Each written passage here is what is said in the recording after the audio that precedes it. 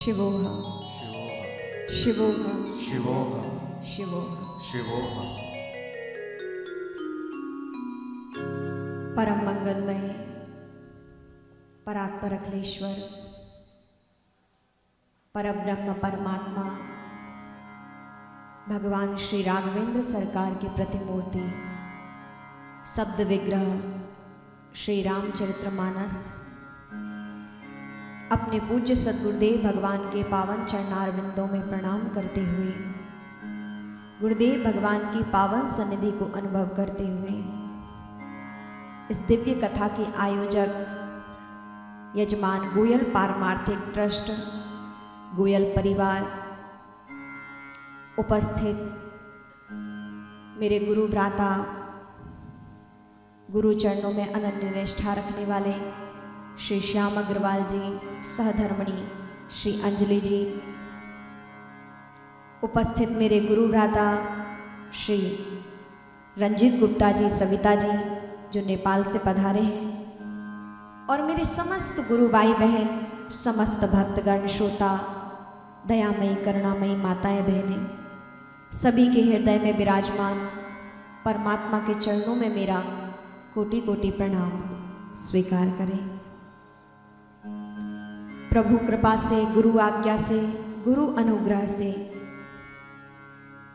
परम पावन भूमि तीर्थों के राजा श्री प्रयागराज में, वो भी परम ऐसे दिव्य अवसर पर 143 वर्ष बाद जो ब्रह्मांड में योग बना, ऐसे परम दिव्य योग समय पर, महाकुंभ पर, पूर्ण कुंभ पर प्रयाग क्षेत्र में श्री राम कथा सुनने का सुअवसर हमें प्राप्त हो रहा है। आप समस्त अनंत पुण्यों को धारण किए हुए यहाँ विराजमान हैं। यहाँ वही विराजमान है जिन पर प्रभु कृपा हुई है, गुरु कृपा हुई है, ये जिनके पुण्य संचित हुए हैं। अपितु बिना प्रभु की कृपा के ऐसे दुर्लभ योग पर उनके दिव्य धाम में बैठना बहुत दुर्लभ है। तो ऐसे परम पुण्यशाली आप सभी श्रोतागण, कल हम सभी ने दिव्य श्री रामचरितमानस के माध्यम से मानस के रचयिता, परम संत, परम भक्त, परम ब्रह्मवेत्ता श्री रामचंद्र जी के चरणों में अनन्य निष्ठा रखने वाले प्रभु भक्त श्री तुलसीदास जी महाराज का चरित्र श्रवण किया था। उनके जीवन की सारी घटना हमने श्रवण की, क्योंकि इतनी दिव्य रामचरितमानस लिखने वाले कोई संत सरल तो नहीं, कोई सहजता से तो प्राप्त नहीं हो जाएंगे। उनके जीवन में कितनी कितनी संघर्षपूर्ण, अर्थात मृत्यु को भी कोई ऐसा प्राप्त हो जाए, ऐसी ऐसी घटनाएं उनके जीवन में घटित हुई। अगाध दुख कष्ट सहकर भी प्रभु निष्ठा उनकी छूटी नहीं, प्रभु प्रेम उनका छूटा नहीं, प्रभु विश्वास उनका हिला नहीं, डिगा नहीं, संकल्पबद्ध होकर प्रभु चरणों में प्रीति उनकी बनी ही रही। आप देखिए, जितने भी महापुरुष हैं, जिनको भी भगवान के दर्शन हुए, उसके मूल में बस यही बात रही कि उन्होंने अपने प्रभु से अब विश्वास नहीं किया। भक्ति की नींव है आपकी विश्वास होना उनके चरणों में, श्रद्धा होना। भक्ति विश्वास के बिना पूर्ण नहीं हो सकती। आप भक्ति तो करते हो, लेकिन परमात्मा के चरणों में विश्वास ना हो तो वो भक्ति परिपुष्ट नहीं कहलाएगी। कि हम भगवान के भक्त तो हैं, राम राम तो जपते हैं, लेकिन भगवान पर विश्वास नहीं कि हमारा ये काम होगा कि नहीं होगा। हम हमेशा संशय में बने रहते हैं, और संशय कभी भी समाधान की ओर लेकर नहीं जाता है, वो सिर्फ भटकाता है। इसलिए संशय नहीं, हम विश्वास करें। जितने भी भक्तों को परमात्मा की प्राप्ति हुई है, उनके मूल में रहा है विश्वास। प्रभु चरणों में अनन्य निष्ठा, अनन्य विश्वास। देखें, आप तुलसीदास जी का चरित्र कल हमने श्रवण किया। बाल्यकाल से ही उनकी माता का देहांत हुआ, पालनकर्ता माता का देहांत हुआ। भगवान शिव की सन्निधि मिली, माता पार्वती जी की सन्निधि उन्हें मिली, प्रभु प्रेम प्राप्त हुआ। आगे दीक्षा गुरु का भी देहावसान हुआ, शिक्षा गुरु भी देहावसान को प्राप्त हुए। आगे देखा तो परिवार को श्राप लगा, परिवार को भी उन्होंने उद्धार के लिए कार्य किया। विवाह हुआ और पत्नी को भगवान ने माध्यम बनाया, उनके माध्यम से संसार से छीणता हुई, संसार के इस भाव से उपरती हुई और फिर उन्हें हनुमान जी महाराज की कृपा से प्रभु श्री राम के दर्शन हुए।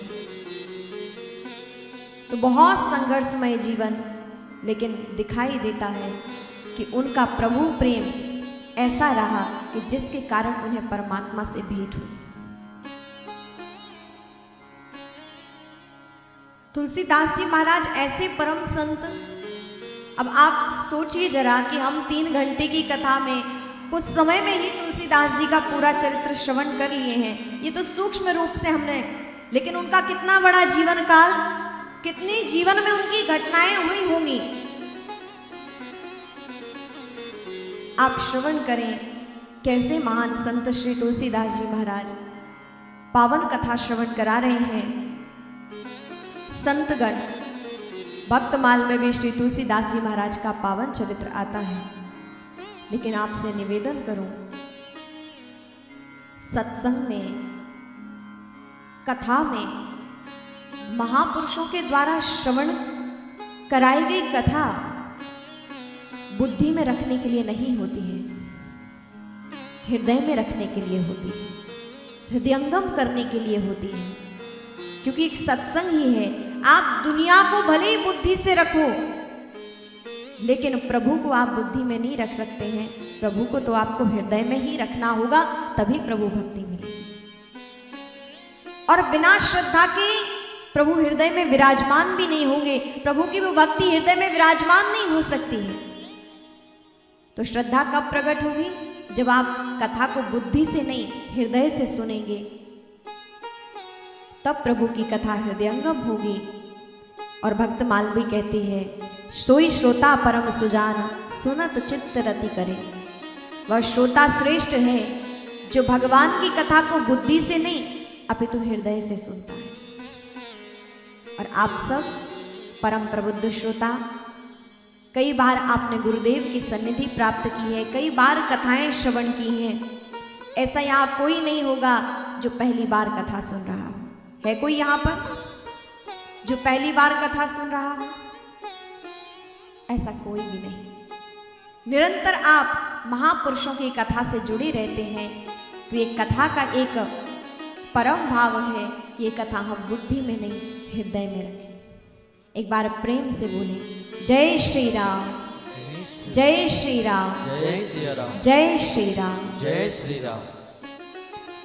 दिव्य रामचरित्र मानस में श्री तुलसीदास जी ने दिव्य दोहा, चौपाई, छंद, सोटा आदि से सुसज्जित किया है रामचरित्र मानस को।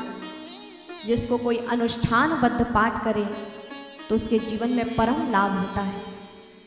ऐसा कोई भी प्रश्न नहीं है जो रामचरित्र मानस में उसका शंका समाधान ना हो। हमारे मन में बहुत से प्रश्न होते हैं, लेकिन यदि आप रामचरित्र मानस की शरण ग्रहण करते हैं तो वास्तव में आपको अंतःकरण में वो उत्तर आपको मिल ही जाएगा। क्योंकि रामचरित्र मानस क्या है? शंका से समाधान की ओर ले जाने वाली कथा ही रामचरित्र मानस है। प्रश्न से पूर्ण विराम की ओर ले जाने वाली कथा का नाम ही रामचरित्र मानस है। लोग प्रश्न लेकर आते हैं लेकिन पूर्ण उत्तर लेकर जाते हैं। ये रामचरित्र मानस की कृपा है।